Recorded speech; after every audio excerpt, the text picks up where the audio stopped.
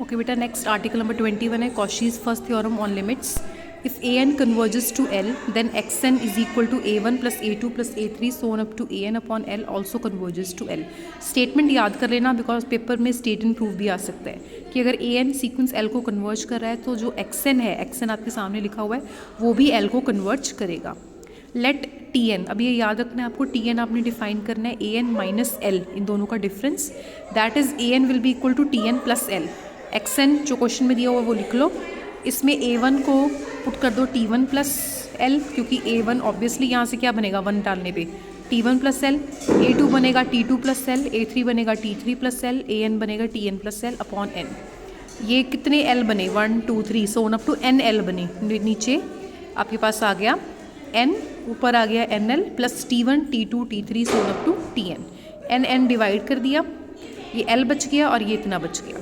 Now AN अगर L को जा रहा है तो TN 0 को जाएगा. ऑब्वियसली अगर AN L को जा रहा है तो दोनों का डिफरेंस 0 को जाएगा ना. So TN goes to 0. TN converges to 0 की डेफिनेशन लगा दो. For given epsilon greater than 0 however small there exist a positive integer m such that mod of TN is less than epsilon by 2. वैसे आप definition लगाते हो mod of AN minus L less than epsilon for all n greater than equal to m. ये definition लगाते हो. तो यहाँ पर आप TN पर डेफिनेशन लगा रहे हो और वो 0 को कन्वर्ज कर रहा है less than epsilon for all n greater than equal to m. मतलब आपके पास बनना चाहिए mod of TN less than epsilon for all n greater than equal to m. अब यहाँ पर एप्सिलॉन हाउएवर स्मॉल ले रहे हो तो आप एप्सिलॉन की जगह further small number epsilon by 2 भी ले सकते हो, कोई प्रॉब्लम नहीं है. तो mod of TN less than epsilon by 2 आ गया. अगेन एज TN 0 को कन्वर्ज कर रहा है तो कन्वर्जेंट है. ऑब्वियसली कन्वर्जेंट है तो बाउंडेड है. हम ऑलरेडी पढ़ चुके हैं कि every convergent sequence is bounded. So bounded की डेफिनेशन लगा दो कि there exist a real number k such that mod of TN is less than k for all n.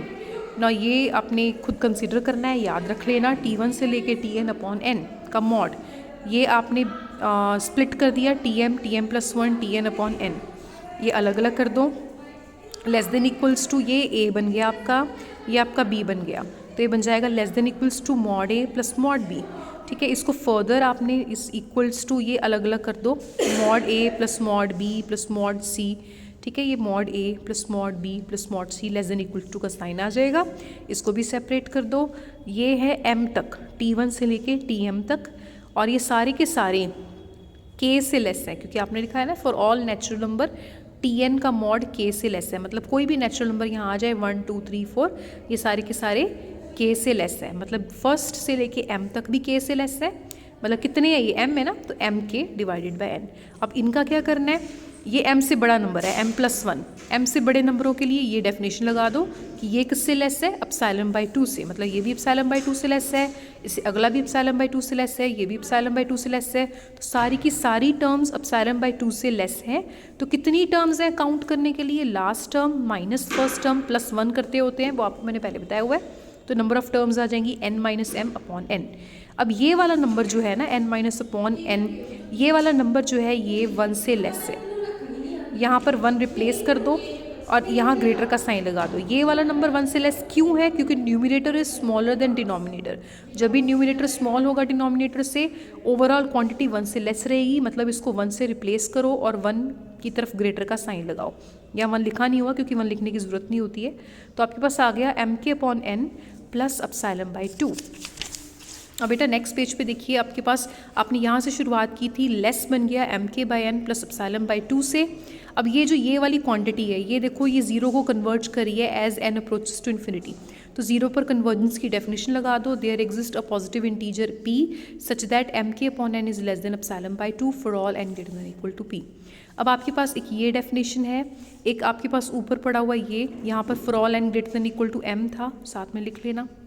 ठीक है, अब ये होल्ड करिए P के लिए और ये होल्ड कर रहा है M के लिए. तो आप दोनों का मैक्सिमम ले लो. मैक्सिमम मान लो कि Q है. अब ये जो दोनों डेफिनेशंस हैं ये Q के लिए होल्ड करेंगी. कैसे, मैंने प्रीवियस वीडियोस में समझाया था. तो ये भी एप्सिलॉन बाई 2 से लेस हो गया प्लस एप्सिलॉन बाई 2. यहाँ पर क्या आएगा, for all n greater than equal to, जो भी आपने दोनों का मैक्सिमम लिया है वो है Q. तो ये एप्सिलॉन से लेस हो गया, दोनों का सम एप्सिलॉन आ गया. आई थिंक अब आपको समझ में आ गया होगा कि मैंने दोनों डेफिनेशंस में एप्सिलॉन ना लेके एप्सिलॉन बाई 2 क्यों लिया है. इतना आ गया. नाउ फ्रॉम 1 XN जो है कन्वर्ज कर रहा है L को.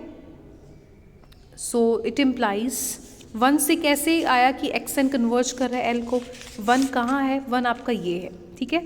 क्यों? क्योंकि ये चीज़ ज़ीरो को कन्वर्ज कर गई ना, अगर ये ज़ीरो को कन्वर्ज कर गया तो एक्स एन एल को कन्वर्ज कर जाएगा, और अगर एक्स एन एल को कन्वर्ज कर गया तो एक्स एन है क्या, A1 A2 A3 so on up to AN upon N is equal to L, मतलब ये क्वांटिटी L को कन्वर्ज करगी जो आपको प्रूव करना था। Note 1, sequence XN is called a sequence of means of the sequences. इसको बोलते हैं मीन्स, क्योंकि मीन लिया हुआ है ना, मीन ऐसे निकालते हैं ना, A1 से लेके N टर्म्स ले ली और जितनी टर्म्स का सम लिए उतनी टर्म्स नंबर ऑफ उतने ही नंबर से डिवाइड करते हैं। So basically this is the sequence of the means of the sequence. The converse of above result is not true, मतलब कि अगर मीन एल को कन्वर्ज कर रहा है तो सीक्वेंस खुद भी एल को कन्वर्ज करे ज़रूरी नहीं है। उसका एग्जाम्पल है an इज इक्वल टू -1 की पावर n। हेयर an जो है वो खुद कन्वर्ज नहीं करा बट उसका मीन कन्वर्जेंट है, ये हम शो करने जा रहे हैं। मतलब मीन तो कन्वर्जेंट है बट सीक्वेंस खुद कन्वर्जेंट नहीं है। मीन अगर आप देखें, सीक्वेंस खुद जो है वो क्या है, कन्वर्जेंट नहीं है, तो क्या है, ऑलरेडी मैं डिस्कस कर चुकी हूँ, ऑसिलेटरी सीक्वेंस है, ये फाइनाइटली ऑसिलेट कर रहा है between the numbers 1 and -1। But अगर आप इनका मीन निकालें, मीन निकलेगा, पहली टर्म लेंगे -1 आएगा, फिर अगली टर्म 1 है, फिर अगली टर्म -1 है, फिर अगली टर्म 1 है।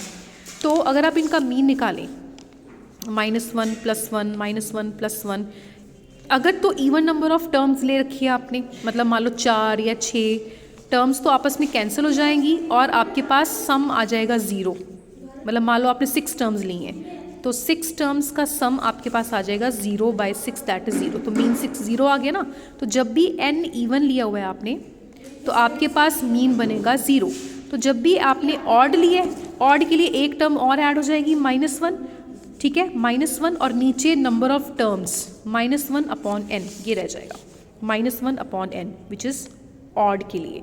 इवन के लिए ये बन रहा है, ऑड के लिए ये बन रहा है। लेकिन जब आपने कन्वर्जेंस चेक करनी है, कन्वर्जेंस के केस में अगर आपने कन्वर्जेंस चेक करनी है तो n को इन्फिनिटी पुट करना है। तो n को जब आप इन्फिनिटी पुट करोगे तो ये चीज़ भी 0 बन जाएगी। हैंस आपका सीक्वेंस जो है वो इस केस में मीन वाला जो सीक्वेंस है वो भी 0 को कन्वर्जन बनेगा। तो आप कह सकते हैं कि मीन कन्वर्ज कर गया but main sequence was not convergent, in fact it was oscillatory sequence. So converse is not true. Next theorem है Cauchy's second theorem on limits. If an is a sequence of positive terms, यहाँ पर sequence positive terms का दिया हुआ है, and limit an + 1 upon an exist, एंड ये वाली लिमिट एग्जिस्ट कर रही है वेदर फाइनाइट और इनफाइनाइट, देन आपको शो करना है कि an का nth रूट, ये 1/n पावर का मतलब है nth रूट, an का nth रूट की अगर लिमिट निकाली जाए वो इस लिमिट के इक्वल आएगी, ये आपने शो करना है, ठीक है। तो 2 केसेस में हम इसका प्रूफ डिस्कस करेंगे। इन्होंने कहा है ना कि ये लिमिट एग्जिस्ट करनी चाहिए, बस फाइनाइट भी हो सकती है, इनफाइनाइट भी हो सकती है। तो मान लो कि ये एग्जिस्ट, ये जो लिमिट है ये फाइनाइट है। तो अगर ये लिमिट फाइनाइट है तो डेफिनेशन लगा दो, for given epsilon greater than 0 however small there exist m belong to natural numbers such that sequence minus limit less than epsilon by 2 for all n greater than equal to m। Mod खोल दो, ये वाला definition hold करिए n greater than equal to m के लिए, मतलब m, m+1, m+2 Son up to आप जहाँ मर्जी तक पुट करना चाहते हो पुट कर सकते हो। हम यहाँ पुट करेंगे n-1 तक।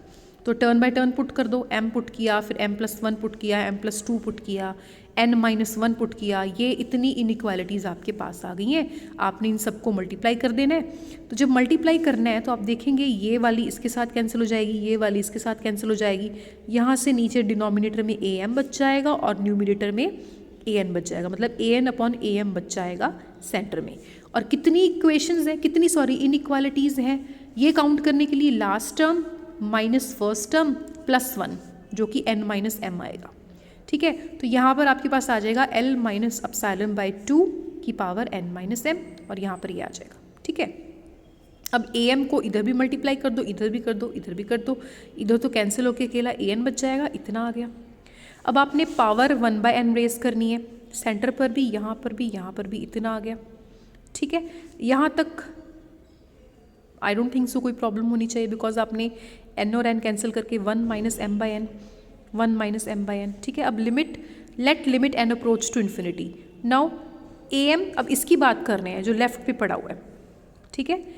अगर n को इन्फिनिटी अप्रोच करवा रहे हो तो ये जो चीज़ है ये 1 को जाएगी, क्योंकि 1 upon infinity is 0, so anything की पावर 0 इज़ 1, तो इट मीन्स ये 1 को जाएगा। ठीक है, तो इट मीन्स अगर ये 1 को जाएगा, साथ में ये पावर कितनी बन जाएगी, 1 minus m upon infinity, m upon infinity 0, ये 0 बन गया, पावर अकेली 1 बच गई, मतलब ये तो 1 बन गया, इसकी पावर अकेली 1 बच गई, मतलब कितना आ गया, l minus epsilon by 2। Similarly ये कितना आ गया, l प्लस एप्सिलॉन बाई 2, मतलब ये कन्वर्ज कर रहा है l माइनस एप्सिलॉन बाई 2 को, और ये कन्वर्ज कर रहा है l प्लस एप्सिलॉन बाई 2 को। ठीक है, डेफिनेशंस लगा दो दोनों पर कन्वर्जेंस की। आप कहना for given epsilon greater than 0 there exist positive integers या नेचुरल नंबर्स, इसके लिए m1, इसके लिए m2, सच दैट ये डेफिनेशन लगा दी, sequence minus limit less than epsilon by 2 for all N greater than equal to m1, और दूसरे पे भी लिमिट लगा दी। फिर आप ये ब्रैकेट खोल दो, जब आप ब्रैकेट खोलोगे ये वाला जो सीक्वेंस है ये सेंटर में रह जाएगा, और यहाँ लेस आएगा लिमिट माइनस ये, और इस साइड आता है लिमिट प्लस ये। इस तरह से खोलते हैं ब्रैकेट को, ठीक है ना। वैसे बीच वाले 2 स्टेप्स जो होते हैं वो भी आपको आने चाहिए, करने चाहिए, नहीं तो ऐसे याद रख लो, ऐसे करते हैं। सेंटर में जो सीक्वेंस होता है वो लेफ्ट साइड पे आता है लिमिट माइनस ये, और इस साइड आता है लिमिट प्लस ये। ठीक है, ये सॉल्व कर लिया, इतना आ गया, इसी को सॉल्व करके इतना आ गया। ठीक है, सिमिलरली इसको खोल लोगे इतना आ जाएगा, और इसको सॉल्व करोगे इतना आ जाएगा। तो आपके पास अब 2 इनइक्वालिटीज़ हैं, एक ये, और एक पीछे आई थी हमारे पास 3 इनइक्वालिटीज़ है बेसिकली। पीछे आई थी जो हमारे पास, वो कहाँ है, n greater than equal to m, ये है। तो 3 इनइक्वालिटीज़ हैं, अब मैंने तीनों को कंबाइन करना है, तो मुझे ये नंबर जो है m ये सेम करना है। एक जगह m है, एक जगह m1 है, एक जगह m2 है, तो मैं क्या करूँगी, तीनों का मैक्सिमम लूँगी। तो मैंने तीनों का मैक्सिमम ले लिया p, फ्रॉम 1 2 3 वी गेट, अब मैंने तीनों को कंबाइन करना है। तो सेंटर में बेटा क्या रहेगा, सेंटर में आपके पास जो है बेटा ये जो है, जो मैंने ये क्वेश्चन गलती से बोल दी, ये क्वेश्चन यूज़ करनी है आपने, ना कि ये। ठीक है, ये क्वेश्चन यूज़ करनी है, ये भी for all N greater than equal to m ही है। ठीक है, तो अब आपका सेंटर में ये आएगा, उसके लेफ्ट और उसके राइट में ये रहेगा। अब इसके लेफ्ट में क्या आएगा, इसके लेफ्ट में क्या आएगा, ये यहाँ से आप देख सकते हैं, यहाँ से इसके लेफ्ट में ये चीज़ उसके लेफ्ट में पड़ी थी ना, उसके लेफ्ट में l माइनस एप्सिलॉन आएगा। अब राइट पे उसके, ये राइट पे पड़ी थी, उसके राइट पे ये पड़ा है, तो मतलब आप एक्सट्रीम लेफ्ट लिखो और एक्सट्रीम राइट लिखो, उसको मॉड फॉर्म में कन्वर्ट करो, और याद रखना n greater than equal to ये p रहेगा। मतलब आपका ये सीक्वेंस किसको कन्वर्ट कर गया, l को। ठीक है, ये भी l को कन्वर्ट कर रहा था, ये भी l को कन्वर्ट कर गया, मतलब दोनों की लिमिट हो गई equal. Another form, if an is greater than 0, मतलब पॉजिटिव टर्म्स हैं, और ये अगर l को कन्वर्ज कर रहा है तो ये भी l को कन्वर्ज करेगा। इस तरह से क्वेश्चन भी पूछा जा सकता है। उसमें आपको सिर्फ यही वाला केस डिस्कस करना है, इन्फिनिटी वाला केस 2 जो भी मैं करवाने जा रही हूँ वो डिस्कस करने की ज़रूरत नहीं है। ठीक है, अब केस 2 में, क्योंकि इस क्वेश्चन की स्टेटमेंट में जो कॉशी सेकंड थ्योरम है उसमें उन्होंने कहा है कि लिमिट बस एग्जिस्ट करेगी, चाहे फाइनाइटली एग्जिस्ट करे चाहे इनफाइनाइटली एग्जिस्ट करे। तो फाइनाइट वाला केस मैंने कर दिया। इनफाइनाइट वाला केस में आपने इसको लिमिट को इनफाइनाइट मान लिया, उसका उल्टा कर दो, वो 0 हो गया। अब an को लिख दो 1 अपॉन an, नीचे लिख दो, क्योंकि अल्टीमेटली जब आप इसको सॉल्व करोगे वो न्यूमरेटर में an बन जाएगा, और इसको लिख दो 1 अपॉन an प्लस 1। ठीक है, ये बन गई 0 विच इज़ फाइनाइट। तो आपने अभी पढ़ा था कि जब भी an प्लस 1 अपॉन an की लिमिट फाइनाइट होगी तो an का nth रूट की लिमिट भी वही फाइनाइट नंबर आएगी। अब इंस्टेड ऑफ an प्लस 1 यहाँ पर है 1 upon an plus 1, and instead of an here it is 1 upon an, और l की जगह है 0, तो यहाँ पर भी an की जगह क्या आ जाएगा, 1 अपॉन an। ठीक है, उसकी पावर में nth रूट मतलब 1 अपॉन n ऑल्सो गोज़ टू 0। अब इसका उल्टा करना है ना, इसका उल्टा किया तो ये लिमिट बन गई इन्फिनिटी। तो जो जितनी इसकी लिमिट है उतनी ही इसकी लिमिट आ गई। इट मीन्स अगेन दोनों की लिमिट सेम आ गई, हैंस रिजल्ट इन्फिनिटी के लिए भी होल्ड कर रहा है। Note the converse of above theorem is not true. अच्छा बेटे, कन्वर्स करने से पहले, डिस्कस करने से पहले लेट मी टेल यू कि आपको क्वेश्चन स्टेट एंड प्रूव में दे सकते हैं, तो आपको स्टेटमेंट्स भी याद करके रखनी है। एग्जाम्पल है let an is equal to, हम बताने जा रहे हैं कि कन्वर्स ट्रू नहीं है, मतलब कि आप nth रूट की लिमिट निकल जाए तो ज़रूरी नहीं कि ये लिमिट निकले।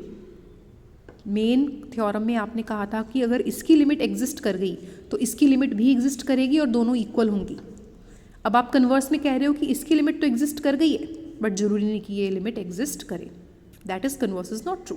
एंड जब भी कन्वर्स नॉट ट्रू प्रूव करना हो आपको एग्जाम्पल देना होता है। तो ये आपके पास इतना आ गया, ये an की पावर 1/n बन गई, इसको सॉल्व कर लो, ये बन गया -1, इतना आ गया। लिमिट अप्रोच करवाओगे बेटा तो ये चीज़ जो है ये चीज़ आपकी ज़ीरो बन जाएगी आपके पास, क्योंकि ये -1 की पावर ये इन्फिनिटी नीचे आ जाएगा ना, इन्फिनिटी नीचे आने के कारण ये ज़ीरो रह जाएगा। तो 5 की power -1 that is 1/5 which exists. But अगर आप an+1/an की लिमिट निकालेंगे, an+1 पहले लिख लो, नीचे an लिख लो, पावर सॉल्व करो। ऑड एंड इवन का केस रहेगा क्योंकि n अगर इवन है, इवन मतलब लाइक 4+1 मतलब ये 5 बन गया ना, मतलब ये यहाँ से -1 रह जाएगा और यहाँ से आपके पास रह जाएगा -1 की power 4 that is even. But आगे एक और माइनस लगा है, मतलब आप 4 पुट करके चेक कर लो क्या बचता है। आप 4 पुट करके देखो आपके पास इवन का आंसर आ जाएगा, मतलब कोई भी इवन नंबर पुट करके देख लो इवन का आंसर आ जाएगा, कोई भी ऑड नंबर n को पुट करके देख लो ऑड का आंसर आ जाएगा। तो वी हैव रियलाइज्ड कि आंसर्स जो है वो डिफरेंट आ रहे हैं। इट मीन्स अगर ऑड इवन पर अलग अलग आंसर आ रहे हैं मतलब लिमिट नहीं एग्जिस्ट करेगी, क्योंकि लिमिट तो तभी एग्जिस्ट करेगी ना अगर ऑड इवन पर आंसर सेम आए। It means limit does not exist. ठीक है, सो कन्वर्स इज नॉट ट्रू। अब एग्जाम्पल्स जो है वो नेक्स्ट वीडियो में डिस्कस करेंगे।